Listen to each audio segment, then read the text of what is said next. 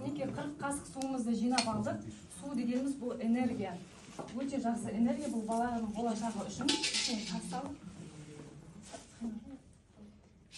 Ең бірінші бісміллә деп біз Әмина болашағы зор болсын, өмірі жақсы болсын деген ниетпен бісмілләді басынан бастайық. Ең бірінші басына суды құйып, басынан бастап бүткіл денесінің барлығына суды тигізіп жақсылап жуып шығамыз. Жуып шықты. Жуып шыққаннан кейін жақсылап алтына орап аламыз да. Одан кейін біздерде қазақтар да айтады, 40 күнге дейін бала бұл жердің баласы емес деп. 40-нан шыққаннан кейін ғана бала бұл жердің баласы дейді. Неге? Өйткені бұл күндері баланың еті әлі өзінде бөлек тұрады. 40 күннен асқаннан кейін ғана еті сүйегіне біргеді.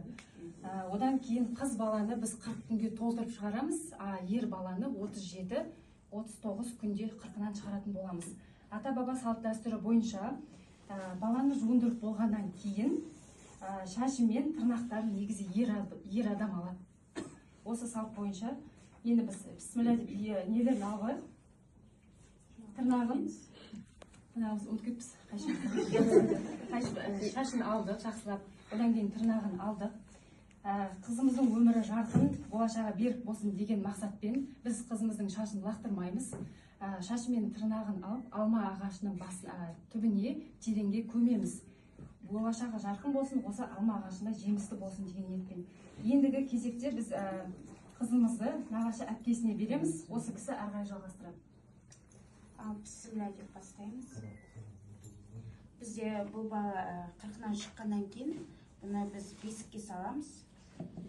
Енді 40 күндік майланғаннан кейін бала үлкен азамат болсын деп бесікке саламыз.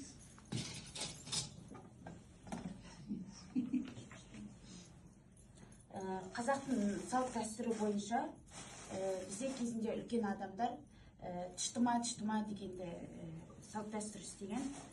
Сол себепті кәнекей балдар қолдарыңызды жайыңдар, астына тос. Тұштыма.